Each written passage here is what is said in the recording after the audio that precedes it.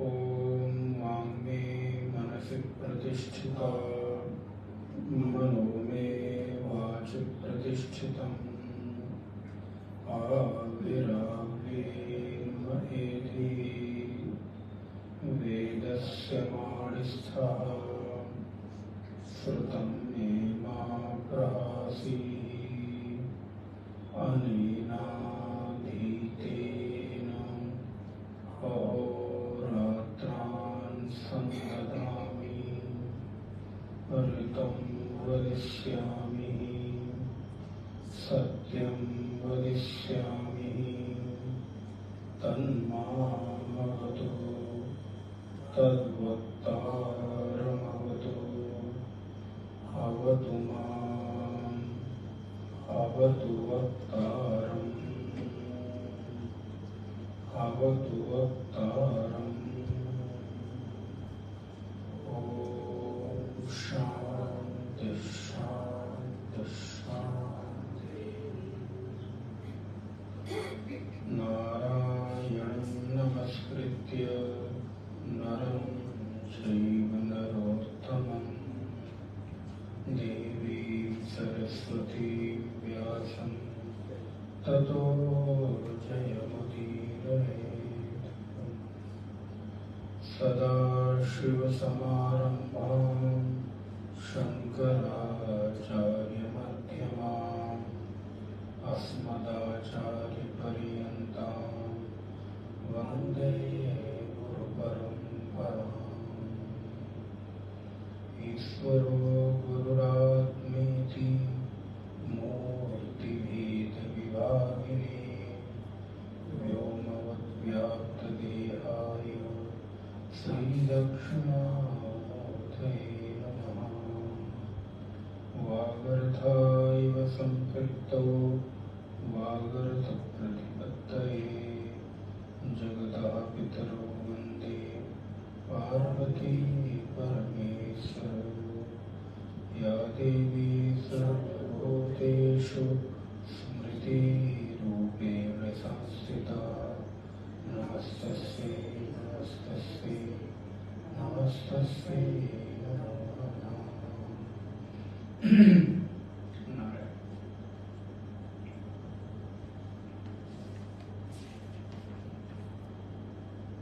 मंत्र नंबर 2 से पाठ करेंगे। एकादश देव पितृकार्याभ्यां न प्रमदितव्यम्।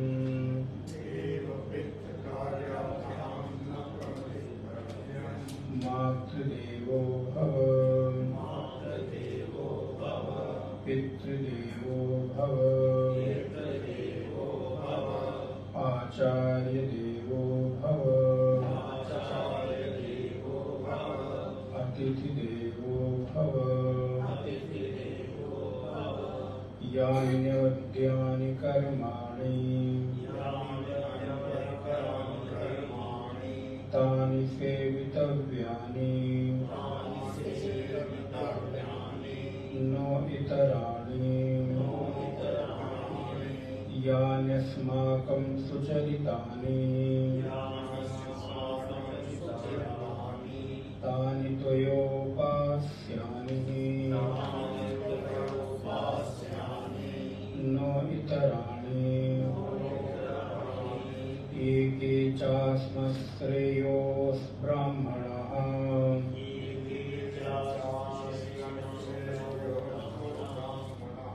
तेषां त्वयासनेन प्रशवसितव्यम्।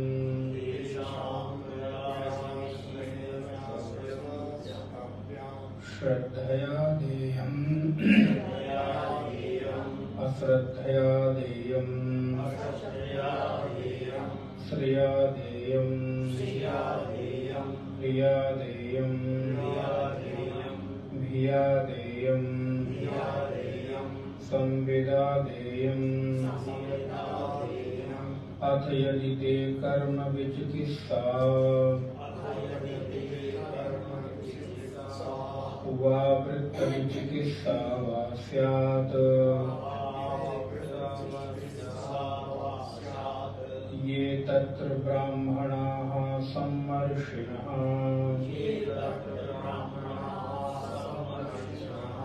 युक्ता अयुक्ताः अलुक्षा धर्मकामाः स्युः यथा ते तत्र वर्तेरन् तथा तत्र वर्तेथाः अथाव्याख्यातेषु ये तत्र ब्राह्मणाः सम्मर्षिणः युक्ता अयुक्ताः अलुक्षा धर्मकामाः स्युः यथा ते तेषु वर्तेरन् तथा तेषु वर्तेथाः एष आदेशः एष उपदेशः एषा वेदोपनिषत् एतदनुशासनम् एवमुपासितव्यम् एवं चैतदुपास्यम् एवं चैतदुपास्यम्।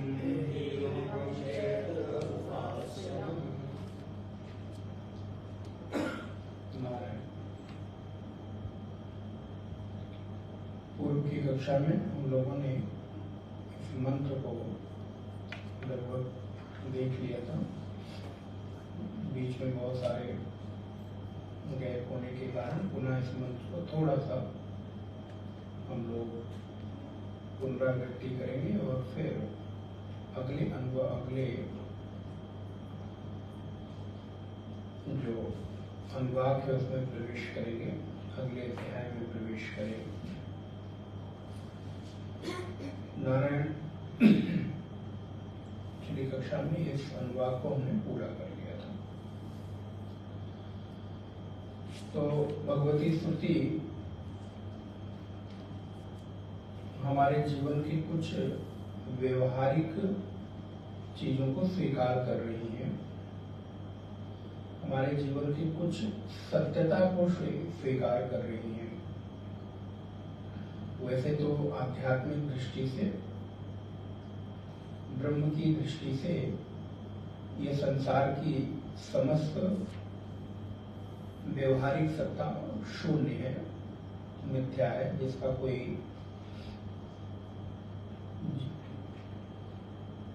आधार नहीं है। अर्थात जो हमारे जीवन के साथ है तो, लेकिन उसकी सत्यता को शास्त्र और सदग्रंथ और गुरु परंपरा स्वीकार नहीं करते।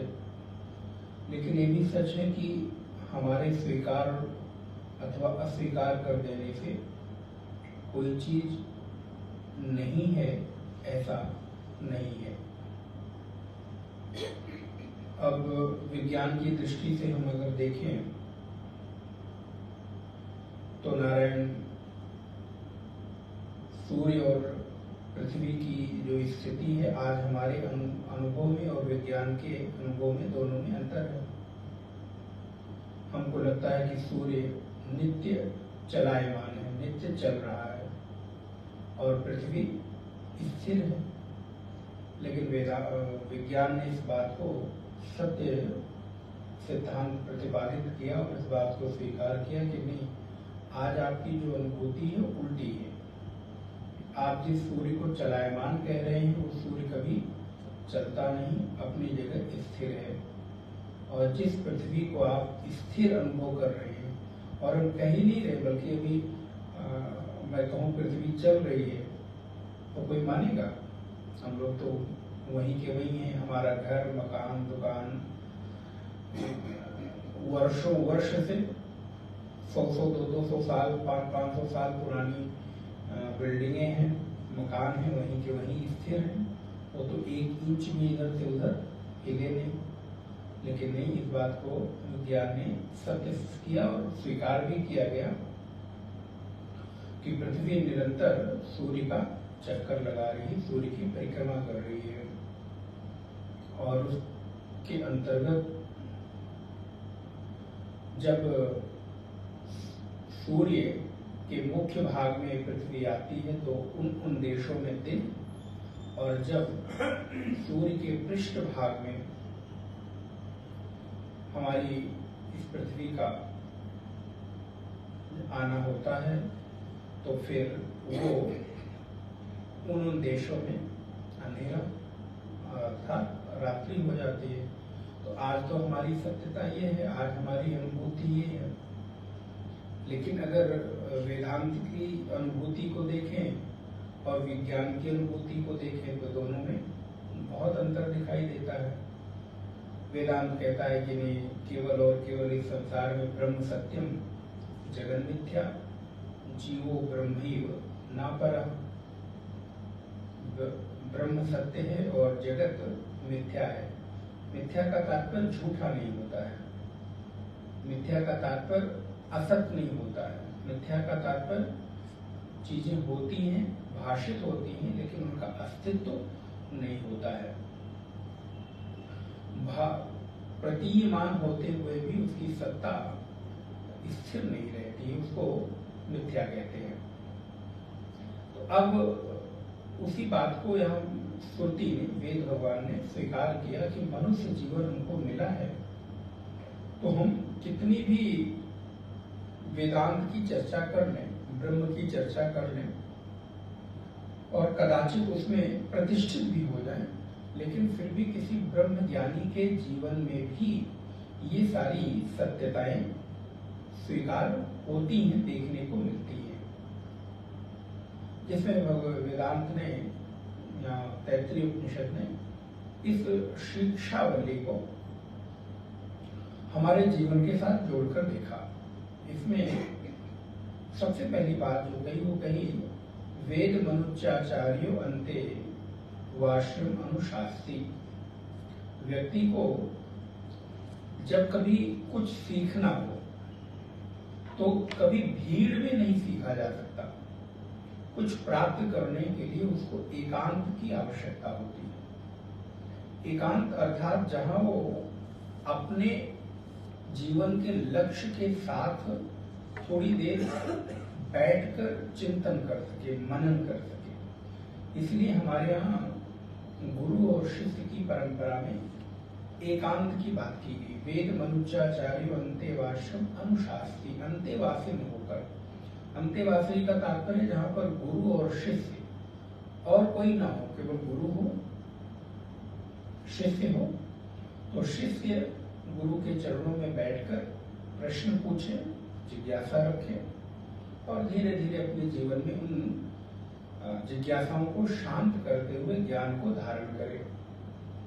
ज्ञान को धारण कर ले, सीख ले, पढ़ ले, लेकिन उसको आचरण में न लेकर आए, बोले वो भी उचित नहीं है। तब उन्होंने कहा सत्यम वद धर्मम चर, सत्य बोलो और धर्म का आचरण करो। सत्य हमेशा धारण करने की चीज है। सत्य अर्थात जिसको तीनों कालों में कभी झुठलाया न जा सके। सत्य अर्थात जिसको हम कभी भी अपने से अलग ना कर सके। सत्य अर्थात जो हमारी अनुभूति भले ना हो लेकिन फिर भी वो सत्य है, वो है। आज भले, जैसे मैंने आपको कहा कि आज हमारी अनुभूति नहीं है कि सूर्य स्थिर है, लेकिन फिर भी ये सत्य है। पृथ्वी चल रही है, आज हमारी अनुभूति ये नहीं है। तो इसलिए हमारे जीवन में इस बात की अनुभूति होनी चाहिए कि आज हम भले अपने जीवन की अनुभूति को प्रामाणिक माने अथवा न माने, लेकिन सत्य कुछ और ही है। हमको दिखाई नहीं दे रहा है, वो बात अलग है। हमारी इन आंखों से स्पष्ट नहीं है, हम नहीं मान पा रहे हैं, ठीक है, आपकी स्वतंत्रता है। लेकिन आपके मानने न मानने से सत्य कभी झूठा नहीं हो जाएगा। हमारे मानने न मानने से सत्य में कोई बदलाव नहीं आने वाला है। तो इसलिए कहते हैं सत्यम वद, सत्य का भाषण करो, सत्य को बोलो और उस बोले हुए सत्य के अनुसार धर्म का आचरण करो, क्योंकि सत्य भी एक धर्म है। धर्मम चर, इसको देख लिया, मैं खाली थोड़ा सा पुनरावृत्ति कर रहा हूँ। स्वाध्यायान मां प्रमदः, अब यहाँ पर जीवन की कुछ सत्यता को स्वीकार किया गया। वैसे तो अब अगर देखा जाए तो जीवन की एक ही लाइन पर्याप्त है, साधक की दृष्टि से, आध्यात्मिक दृष्टि से एक ही लाइन पर्याप्त है कि भाई किसी भी प्रकार से भगवान के चरणों में प्रेम हो जाए, हम भक्त हो जाएं, साधक हो जाएं, हमारी अनुभूति ब्रह्मानुभूति हो जाए, ब्रह्म सत्य है ये हम अनुभव कर ले, इतना पर्याप्त है। इसके अतिरिक्त अन्य कोई शास्त्र पढ़ने पढ़ाने की जरूरत है ही नहीं। क्या करना भाई, सारे शास्त्र तो एक ही बात कहते हैं ना, गीता, भागवत, रामायण, मानस, जो भी आप उठाकर देख लीजिए, सारे शास्त्रों का निचोड़ तो एक ही है, केनापि उपायेन मना कृष्ण निवेश है। किसी भी प्रकार से हमारा मन भगवान में लग जाए और उनसे कभी विमुख ना हो, हम अपने जीवन के लक्ष्य को प्राप्त कर लें। लेकिन उसके बाद भी, उत्तर पता होने के बाद भी जब तक प्रक्रिया को हम पालन नहीं करेंगे तब तक हम सिद्धांत तक नहीं पहुंच सकते हैं। तो जब शास्त्र कहते हैं कि ब्रह्म सत्यम, तो ठीक है, मैंने मान लिया ब्रह्म सत्य है, लेकिन वो ब्रह्म सत्य कैसे है, इसके लिए फिर हमें शास्त्र की जरूरत है। तो यहाँ पर कहते हैं स्वाध्यायान न प्रमदा, जीवन के भीतर व्यक्ति को कभी भी प्रमाद नहीं करना चाहिए, पहली बात ये है। अब कहाँ कहाँ प्रमाद नहीं करना चाहिए, तो वहां पर कुछ संकेत किया श्रुति ने, वेद ने, तैत्तिरीय उपनिषद में, कि सबसे पहले व्यक्ति को स्वाध्याय में प्रमाद नहीं करना चाहिए। स्वाध्याय का तात्पर्य है केवल किताब, पुस्तक, ग्रंथ खोलकर पढ़ने से नहीं है, केवल शास्त्र को बैठकर रटने से नहीं है। स्वाध्याय का तात्पर्य सीखने से। हम कभी भी सीखने में प्रमाद न करें। अगर क्या सीखे, बोले जो आपका लक्ष्य हो वो सीखो। भाई अगर आज किसी विद्यार्थी को हम कह दें कि स्वाध्याय करो और बैठकर उसको शास्त्र दे दें, गीता दे दें, उपनिषद दे दें, तो वो उचित प्रतीत नहीं होता है। तो उसके जो लक्ष्य है, उस लक्ष्य के अनुसार वो सीखने की कोशिश करे। कोई साधक है, तद अनुरूप शास्त्र का स्वाध्याय करे। तो इसलिए सीखना प्रत्येक व्यक्ति की एक सतत प्रक्रिया का हिस्सा होना चाहिए। कभी भी मैं पूर्ण हो गया हूं, अब मुझे कुछ जानने की, सीखने की, पढ़ने की, सुनने की, चर्चा करने की जरूरत नहीं रहेगी। अरे बहुत कर लिया, अब आवश्यकता नहीं है। बोले ये वृत्ति कभी भी व्यक्ति को नहीं लेकर आना चाहिए, क्योंकि ये वृत्ति व्यक्ति के सतत उत्थान में बाधक हो जाती है। वो व्यक्ति हमेशा बाधा बन जाता है जब व्यक्ति के जीवन में ये विचार आ जाता है कि अरे बहुत हो गया, क्या करना है, अब तो कुछ आवश्यकता नहीं है। इसलिए शास्त्र कहते हैं जीवन के अंतिम समय तक आपको स्वाध्याय करते रहना है, सीखते रहना है, पढ़ते रहना है। फिर स्वाध्याय का स्वरूप बदल सकता है। फिर आप धीरे धीरे हो सकता है कि भजन ही स्वाध्याय बन जाए। भजन का तात्पर्य जप, ध्यान, गुरु मंत्र का जाप, किसी एक विशेष मंत्र और साधन विधि को धारण कर लेना भी हो सकता है कि स्वाध्याय हो जाए। अब इसका प्रमाण आपको मिलता है ईशावास्य उपनिषद के लगभग, मुझे लगता है 15वां श्लोक, 15वां मंत्र होगा या 16वां मंत्र होगा, जहां पर अंतिम अवस्था में जो साधक है वो सूर्य भगवान की उपासना, आराधना कर रहा है और वो मृत्यु की शैया पर है।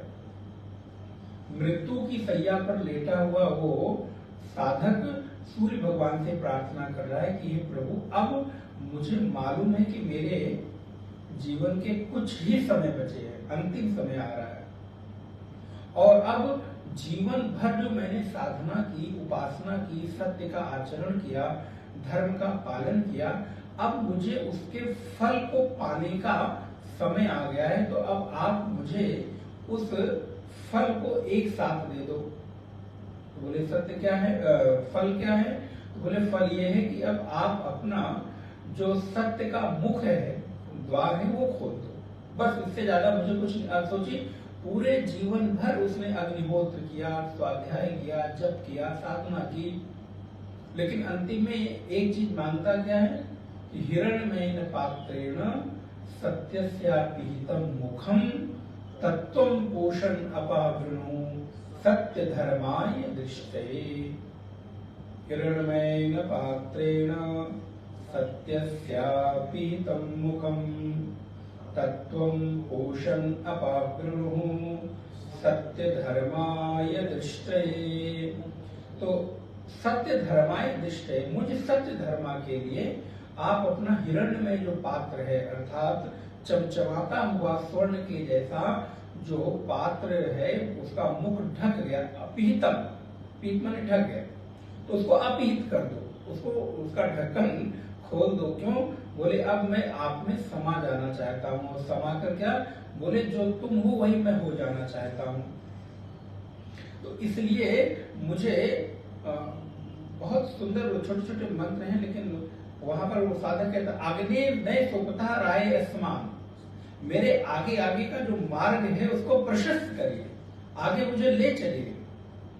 अब उस समय तो हम लोग पढ़ लेते हैं, लेकिन धीरे धीरे जब जैसे जैसे स्वाध्याय करते जाते हैं, चीजें पचती जाती हैं। वो बड़ा क्लासिकल दृष्टांत दिया, बोले साधक को पहले पशु की तरह चारा खा लेना चाहिए। बोले कैसे? बोले जितना हो सके खा लो, मतलब सुन लो, पढ़ लो, और जब समय मिले तो एकांत में बैठकर जैसे पशु खाए हुए चारे को चरवण करता है, उसको अवधि में कहते हैं पागुर करना। तो वो जब चरवण करता है खाए हुए अपने उस भूसा को, हरे चारे को, तो चबा चबा कर पचाता है। अंदर में खाया, निकाल निकाल के वो पचाता है, बाहर निकलता भी नहीं है, बाहर फेंकता भी नहीं और अंदर ले भी नहीं जाता, लेकिन उसको चबा चबा कर एकदम भीतर समाहित कर लेता है। बोले ऐसे ही साधक को भी शुरू में, अब हम लोगों को भी पहले जब तत्वबोध पढ़ते थे, आत्मबोध पढ़ते थे, तो ये लगता था कि छोटे छोटे ग्रंथ उसको पढ़ने लगे। अब लगता है कि वही तत्वबोध आत्मबोध के छोटे छोटे से श्लोक इतने बड़े बड़े सिद्धांत का प्रतिपादन करते हैं कि पूरे जीवन भर उन्हीं एक श्लोकों के सहारे आप अपना मनन कर सकते हैं। तो अब पूरे जीवन उस साधक ने अग्निहोत्र किया, साधना की, भजन किया, जप किया, तप किया, लेकिन सूर्य नारायण भगवान से प्रार्थना करता है, बिस्तर पर लेटा है, उठ भी नहीं सकता है, और वो कहता है कि अब मेरे में ये सामर्थ्य नहीं है कि मैं उठकर आपको जल दे सकूं, आपको प्रणाम कर सकूं, आपको दर्शन कर सकूं, लेकिन अब मैं अपने जीवन के समग्र धर्म अनुष्ठान का एक ही फल चाहता हूं कि आप मुझे अपने चमचमाते हुए द्वार में प्रवेश करने की अनुमति दे दो, अपना ढक्कन खोल दो, अपना द्वार खोल दो, जो आपने अपने आप को हमसे विमुख कर रखा है। अब मैं प्रभु आपसे विमुख न होकर आपके साथ एकाकार हो जाना चाहता हूँ। तो यहाँ पर ये कैसे है? बोले स्वाध्याय से। स्वाध्यायात् मा प्रमदा, तो व्यक्ति को प्रमाद तो कहीं नहीं करना चाहिए, किसी भी चीज में नहीं करना चाहिए, लेकिन कभी आप जीवन के प्रति अगर व्यवहारिक जीवन में प्रमाद कर भी लेते हो तो आपका कुछ बहुत बिगड़ेगा नहीं, बहुत ज्यादा कुछ बहुत नुकसान नहीं होगा। लेकिन आचार्याय प्रियम धर्माहृत्य प्रजातंतुम मां विवच्छेति, आप व्यवहारिक जीवन में चीजों को टाल सकते हैं, प्रमाद कर सकते हैं, लेकिन आध्यात्मिक जीवन में बोले नहीं, वहां तो फिर आपका प्रमाद। अब आपको सनत सुजाती एक ग्रंथ है, तो सनत सुजाती में श्री शरद कुमार जी कहते हैं प्रमादो वही मृत्यु। प्रमाद क्या है? बोले प्रमाद ही मृत्यु है। जो जो व्यक्ति प्रमाद करता है फिर वो मृत्यु को अर्थात अपने अवसान को, अपने पतन को निमंत्रित करता है, आमंत्रित करता है। फिर कहते हैं आचार्याय प्रियम धनम आहृत्य प्रजातंतुम मां विवक्षेसीहि। जिस आचार्य के द्वारा आपने विद्या ग्रहण की है, जिस गुरु के द्वारा आपने विद्या ग्रहण की है, फिर उस गुरु की प्रसन्नता के लिए, क्योंकि विद्या तभी फलीभूत होती है जब गुरु मुझे प्रसन्न होकर आशीष देते हैं कि जाओ जो तुमको मैंने पढ़ाया है, जो तुमने पढ़ा है वो तुम्हारे लिए फलीभूत हो। तो बोले आचार्य की प्रसन्नता के लिए फिर उनको उनके लिए कुछ उपहार लाकर देने चाहिए। बोले उपहार क्या लाकर दें? धन, पद, प्रतिष्ठा, वस्त्र, सोना, चांदी। बोले नहीं, आचार्य की जो प्रसन्नता है वो किसी भौतिक चीज में नहीं है। आचार्य की प्रसन्नता है मां प्रजातंतुम मां विवक्षेसीहि। जाओ अब तुम संसार में रहकर जो मैंने तुम्हें विद्या अध्ययन कराया है, जो मैंने तुमको पढ़ाया है, वो एक से अनेक लोगों तक इसका प्रसार करो, इसको बांटो। इसी से हमारे जीवन में जो 3 प्रकार के ऋण हैं, एक है ऋषि ऋण। उस ऋषि ऋण से तभी हम मुक्त हो सकते हैं कि जो हमने पढ़ा है, जो हमने आचार्य परंपरा में सीखा है, उसको एक से अधिक लोगों तक हम बांट सके, दे सके। और फिर कहते हैं और एक चीज में प्रमाद नहीं करना चाहिए। बोले वो क्या? बोले सत्यान न प्रमंतव्यम। कभी कभी हम झूठ बोलना नहीं चाहते, लेकिन सत्य बोलने के प्रमाद में हमको लगता है एक लाइन बोल दो, ऐसे बोल दो, बहुत सारी चीजें कहने की जरूरत नहीं पड़ेगी। तो इस प्रमाद के कारण अथवा इस एक असावधानी के कारण हमको फिर झूठ का आलम्बन लेना पड़ता है, और वो एक झूठ फिर धीरे धीरे धीरे धीरे करके हमारे जीवन को उसी दिशा की ओर बढ़ा देती है। इसलिए बोले अगर सत्य को धारण करने के लिए आपको थोड़ा ज्यादा भी बोलना पड़े, थोड़ा अधिक भी परिश्रम करना पड़े, तो भी कभी भी सत्य बोलने में प्रमाद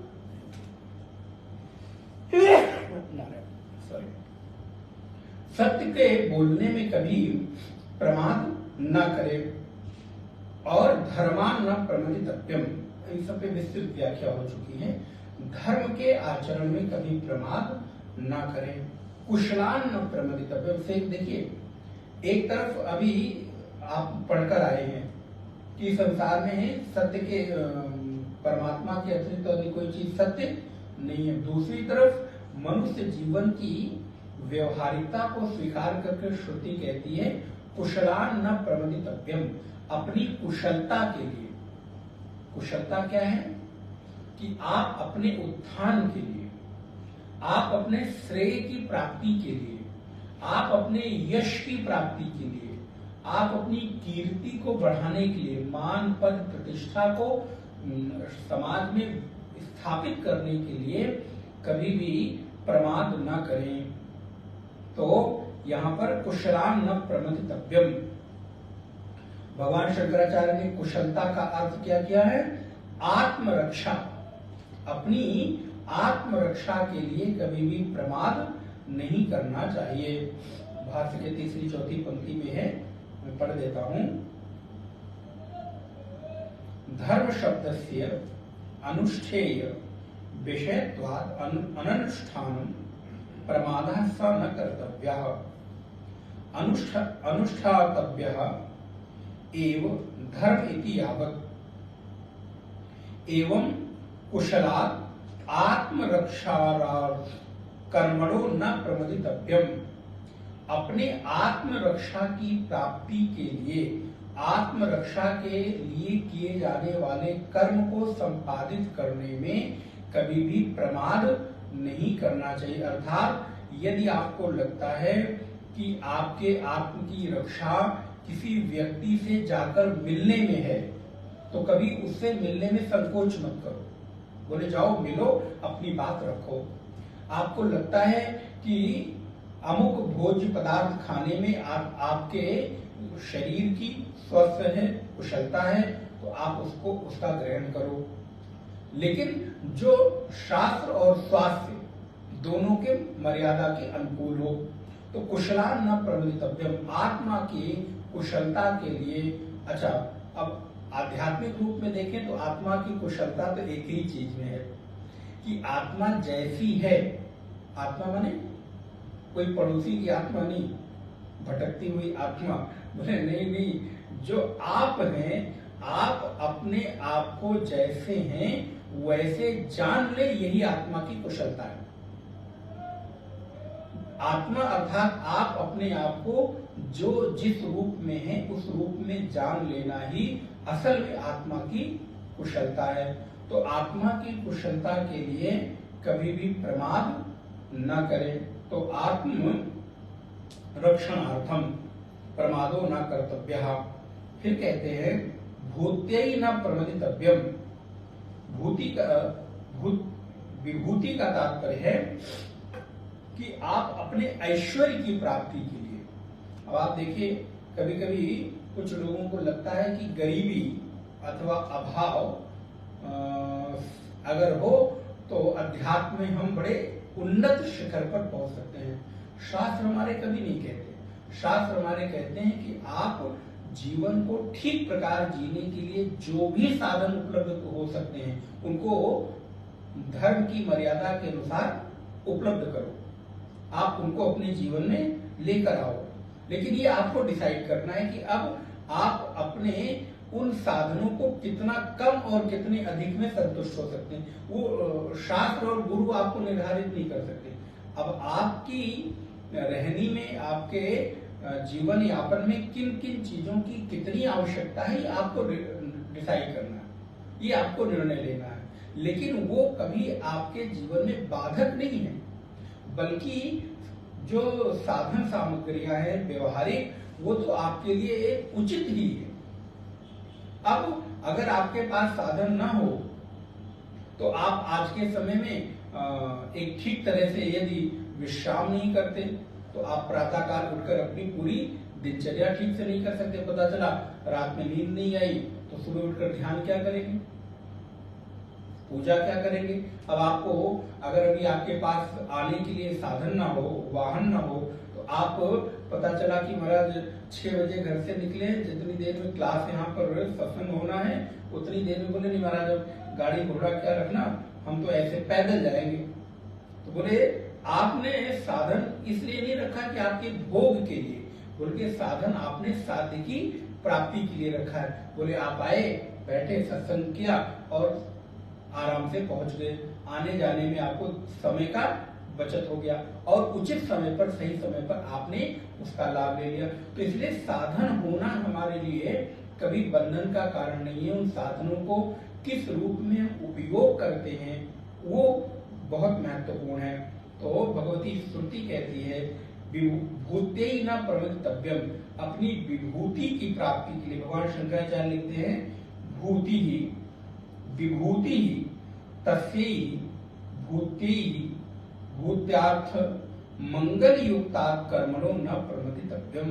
अब उसमें उन्होंने थोड़ा सा ऐड कर दिया, अपनी विभूति को मंगल कार्य जैसे हो सके उन मंगल कार्यों के साथ कभी प्रमाद न करें। फिर ये तो बहुत सुंदर बात है जो हम लोग कर रहे हैं, बोले स्वाध्याय प्रवचनाभ्याम न प्रमदितव्यम। जब भी आपको अवसर मिले तो लोग कितने हैं बोले उस पर दृष्टि ना हो, दृष्टि हो कि इस बहाने हमारा स्वाध्याय हो रहा है। तो स्वाध्याय और प्रवचन में कभी प्रमाद नहीं करना चाहिए। तो बोले प्रवचन का तात्पर्य, तो प्रवचन का तात्पर्य है कि जो आपको आता है, जो आपने पढ़ा है, सीखा है, गुरु से जाना है, जब कभी आवश्यकता पड़े तो समाज में आप उस अच्छी बात को कुछ लोगों तक पहुंचाए, ये भी प्रवचन है। ये नहीं कि यहाँ व्यासपीठ पर बैठकर या माइक लगाकर सामने कुछ लोगों को बैठाकर उपदेश करना ही प्रवचन है। बोले आप अपने पुत्र को, पति को, पत्नी को, भाई को, बंधु को, सखा को, किसी मित्र को, किसी पड़ोसी को, किसी अपने स्वजन को भी यदि अच्छी बातों से उसको अवगत कराते हैं तो वो भी एक तरह का प्रवचन ही है। इसलिए उसको कभी कहने में प्रमाद नहीं करना चाहिए। अच्छा, डरना नहीं चाहिए। कई बार क्या होता है कि हम अच्छी बात कहने में भी कभी कभी हमको डर लगता है कि हम कह देंगे कि इनको बुरा न लग जाए। बोले ये बुरा लग जाए ये उनकी मर्जी है, लेकिन आप तो कम से कम अपने कर्तव्य से च्युत नहीं हुए, आप अपने कर्तव्य से विमुख नहीं हुए। आपने एक बार कह दिया, उस व्यक्ति ने स्वीकार किया तो ठीक, नहीं किया तो वो जाने। अगर यही बात गुरु भी अपने मन में ले आए कि अगर शिष्य को कह दूंगा तो नाराज ना हो जाए, ये गुस्सा ना हो जाए, ये आना ना छोड़ दे, तो आप बताइए फिर कभी शिष्यों की उन्नति हो सकती है क्या? सुंदरकांड में गोस्वामी जी क्या कहते हैं? सचिव वैद्य गुरु तीन जो प्रिय बोलई भय आस, राज धर्म तन तीन कर होई बेगी है नास। तीन लोग यदि हमारे भाषा में कहते हैं मुंह देखी करना प्रारंभ कर दे, मुंह देखकर बोलना शुरू करे। बोले महाराज कोई सचिव है और वो अपने मालिक के अनुसार बोलना शुरू करे, धर्म के अनुसार नहीं, तो बोले फिर धीरे धीरे करके उस व्यक्ति का जो साम्राज्य है या उस व्यक्ति की जो विभूति है वो समाप्त हो जाएगी। इसलिए सचिव, जो सचिव है उसको नीति पूर्वक बोलना चाहिए। आप कह दो भाई ये उचित है, इसको ऐसा होना चाहिए, आगे आप जैसा चाहें, आपकी इच्छा है। और वैद्य बोले डॉक्टर भी यदि रोगी के मन के अनुकूल दवाइयां लिखना शुरू कर दे तो वो लिख सकता है कि भाई तीनों टाइम दवा के साथ एक एक मिठाई खाना बहुत जरूरी है, क्योंकि हमको मिठाई पसंद है। तो अब ये हमारा जो पेशेंट है मिठाई बंद कर दूंगा तो ये कहेगा बताओ डॉक्टर तो बड़े खराब है, तुम दवाई किस बात की देते हो भाई, तुम दवाई खिलाओ और मीठा खाते रहेंगे। बोले नहीं, तुम दवा खाओ लेकिन दवा के साथ ये नहीं खाना है, और ये बिल्कुल दृढ़ता पूर्वक उसको कहने की आवश्यकता है, नहीं तो परिणाम क्या होगा? बोले परिणाम होगा कि आपका स्वास्थ्य बिगड़ जाएगा। सचिव वैद्य गुरु, और तीसरी चीज आई गुरु। अब देखिए इन तीन चीजों में हमारी तीनों सत्ताएं मौजूद हैं। सचिव आदि भौतिक सत्ता माने जो आपको प्राप्त है, वैद्य आदि दैविक सत्ता, और गुरु आध्यात्मिक सत्ता। हमारे यहाँ तीन प्रकार की सत्ता है ना, आदि दैविक, आदि भौतिक और आध्यात्मिक। इन तीनों में गोस्वामी जी की दृष्टि देखिए, और ये सच में आज विचार में आ रहा है, मैंने कितनी बार दोहे को बोला होगा, कभी इस दृष्टि से चिंतन नहीं हुआ। इन तीनों में मानो हमारे जीवन की तीनों सत्ताओं को उन्होंने समेट लिया कि तीनों सत्ताओं को आपको बैलेंस करना है, आदि दैविक भी, आदि भौतिक भी और आध्यात्मिक। तीनों के लिए तीन चीज का उदाहरण दे दिया। सचिव का दे दिया, वो आदि भौतिक सत्ता माने आपके भौतिक संसाधनों को संभालने वाला है। आदि दैविक बोले जो हमारे आसपास चीजें घटित हो रही हैं, वो मानसिक हो या शारीरिक हो, वैद्य हो गया, और गुरु बोले वो आध्यात्मिक हो गया। इसलिए इसमें कभी प्रमाद नहीं करना चाहिए। फिर कहते हैं देव पितृ कार्याभ्याम न प्रमथितव्यम, देवताओं के लिए और पितरों के लिए। अब यहाँ पर ऐसे लोगों को प्रमाण देना चाहिए अगर वो मानते हो तो। जो लोग कहते हैं कि अगर किसी का मृत्यु, आजकल बड़ा एक ट्रेंड चला हुआ है, आप लोगों ने भी देखा होगा, हम लोग बाद में कभी कभी लोगों को कोई ऐसे मैसेज मिलते हैं ना, सबसे पहले हम लोगों को भेज देते हैं, तो उस पर कभी उत्तर दें ना दें, क्या दें, दे तो कितना लंबा चौड़ा दें। अब वो आजकल मृत्यु भोज पर बहुत सारे लोग की, ये मृत्यु भोज की जो प्रथा है ये लोगों के शोषण की प्रथा है। एक तो किसी के यहाँ मृत्यु हो गई, आप लोगों ने पढ़ा होगा शायद, और दूसरा काफी सोशल मीडिया पे कई लोगों ने भेजा कि किसी के यहाँ मृत्यु हो गई तो जो ब्राह्मण आदि भोजन कराने का, तर्पण करने का या पिंडदान आदि करने की हमारे यहाँ परंपरा है वो नहीं होनी चाहिए। बोले एक तो उसके यहाँ मृत्यु हो गई, दुख है, ऊपर से आप उसके धन का भी शोषण करा रहे हैं। अब इनके इस मानसिक खुराफात को सच माना जाए कि शास्त्र को माना जाए? शास्त्र क्या करें, देव और पितर अगर पितरों की सत्ता सत्य नहीं होती तो यहाँ उपनिषद जैसे हमारे ग्रंथ में, वेद में ये बात कही गई कि देवताओं की तुष्टि के लिए और पितरों की पुष्टि के लिए कभी भी प्रमाद नहीं करना चाहिए। अर्थात जब आपको अवसर मिले तो अपने पितरों के निमित्त जलदान, अन्नदान, वस्त्रदान, धनदान, जो भी आप कुछ करना चाहते हैं वो जरूर समय समय पर पितरों के लिए निमित्त करना चाहिए। इसके पीछे दो कारण हैं। एक तो आपके जीवन में यह है कि आपने पितरों से जो प्राप्त किया है उनके प्रति कृतज्ञता है, उसके बदले आप कुछ दे नहीं सकते, लेकिन एक कृतज्ञता है कि भाई आपने कुछ उनके प्रति किया। और दूसरा, इस बहाने आपकी धर्म में और पूजा इत्यादि में रुचि जागृत होती है कि चलो आपको अपने माता पिता में ही भगवत दृष्टि हो गई। आप विचार करिए, जब आप अपने किसी पितर को, माता पिता को, भाई बंधु को पुष्प चढ़ाते हैं, माल्यार्पण करते हैं, तो कहीं ना कहीं उसमें दिव्यता की अनुभूति होती है कि नहीं, वो श्रेष्ठ है, कृतज्ञता आपकी होती है। तो आप उसमें कहीं ना कहीं एक आपके भीतर शास्त्र के प्रति और सदग्रंथ के प्रति कहा गया जो शब्द है वो आप चरितार्थ करते हो, उसमें कहीं ना कहीं आपको धर्म पालन करने में एक सहजता हो जाती है। इसलिए देवों और पितरों के कार्यों में कभी प्रमाद नहीं करना चाहिए। देखिए, एक तरफ तो उपनिषद कितनी बात कह रहे हैं कि ब्रह्म सत्य है और सब मिथ्या है, और दूसरी तरफ ये सब बातें भी कह रहे हैं। तो ये सच है कि ये व्यवहारिक सत्य है, कभी इसको झुठलाया नहीं जा सकता। कब तक? जब तक आप जीवित हैं, जब तक ये शरीर है तब तक आपको ये सब करना पड़ेगा।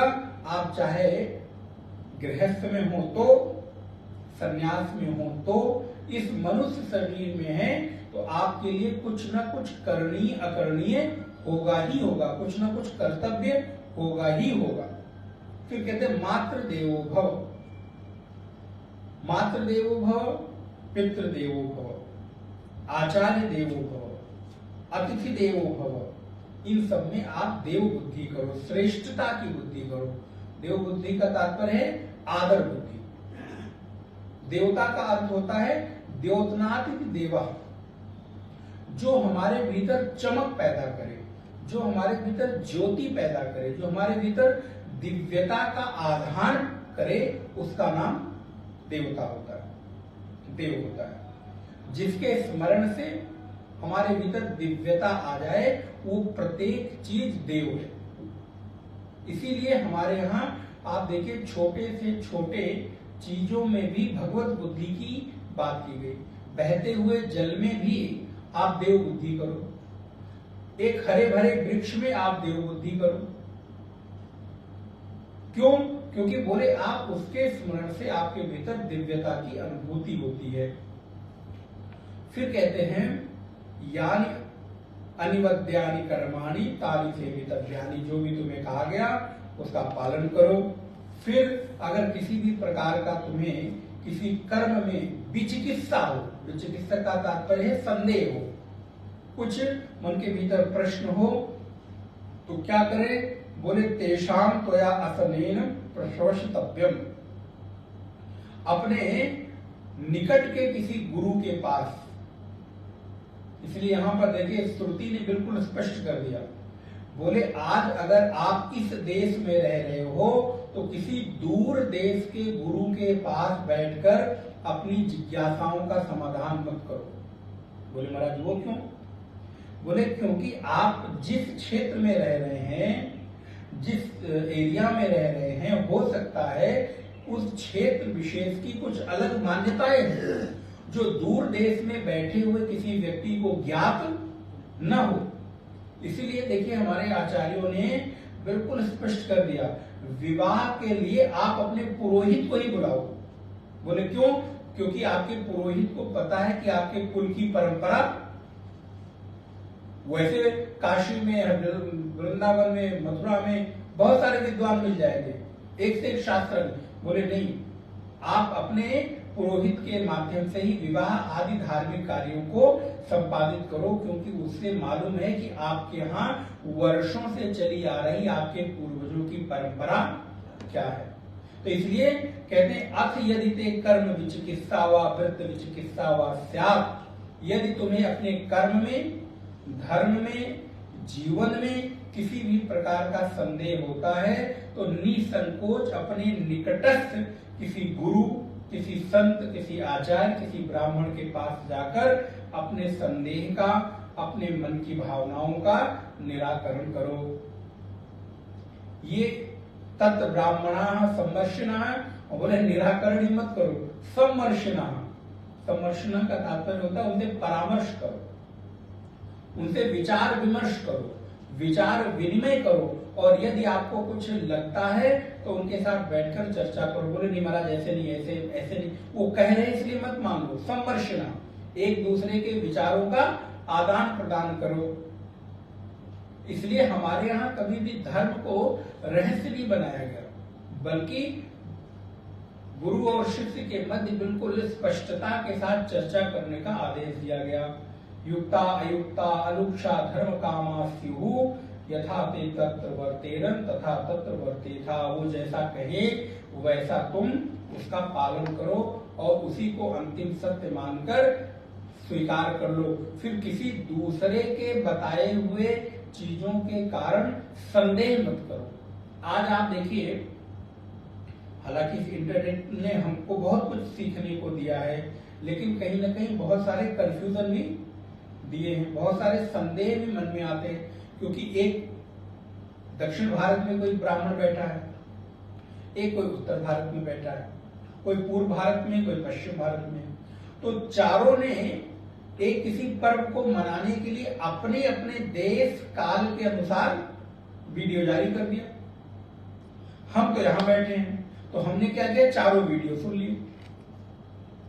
अब हमको संदेह हो गया, महाराज आज एकादशी व्रत रहूं कि कल रहूं, कितने बजे पारण करूं, कितने बजे करूं।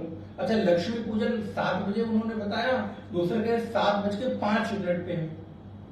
बोले भाई आप किसको देख रहे हो? क्योंकि हो सकता है जिसने 7:05 पे बताया है वो दूर देश में, दूर प्रदेश में कहीं बैठा हुआ अपने सूर्योदय के और सूर्यास्त के अनुसार कैलकुलेशन किया हो, क्योंकि हर जगह सूर्योदय और सूर्यास्त अलग होता है।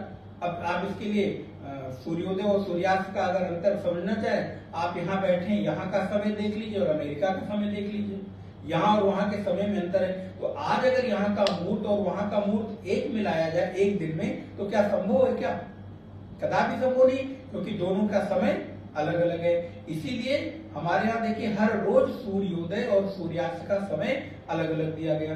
तो यहाँ बैठे हुए व्यक्ति ने सूर्योदय के हिसाब से मुहूर्त निकाला, दूर प्रदेश में बैठे हुए किसी व्यक्ति ने सूर्योदय का समय देकर मुहूर्त निकाला।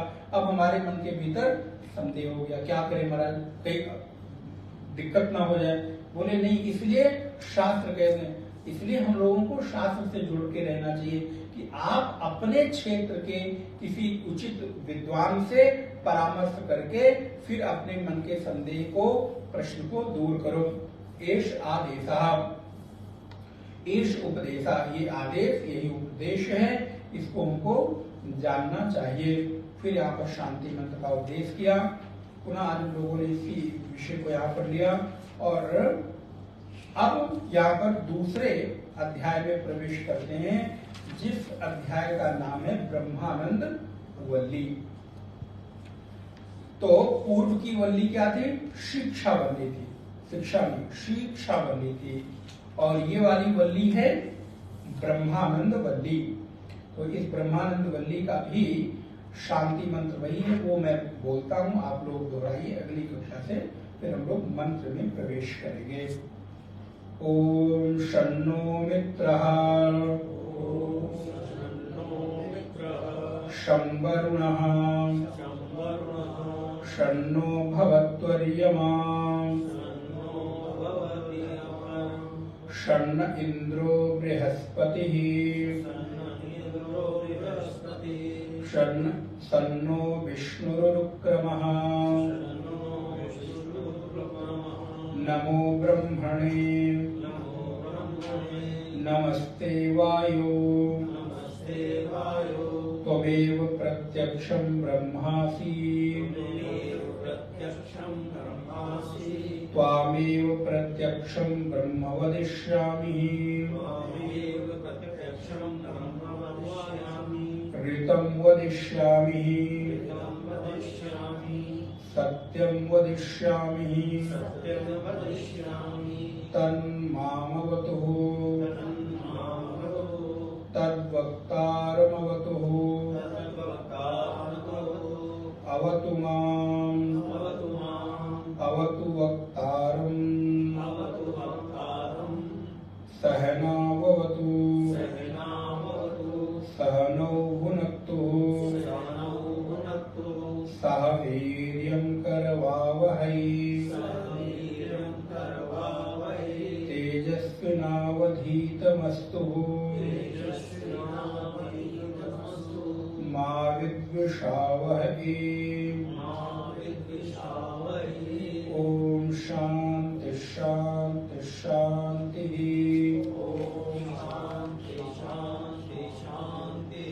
ओम पूर्णमदः पूर्णमिदं पूर्णात् पूर्णमुदच्यते पूर्णस्य पूर्णमादाय पूर्णमेवावशिष्यते।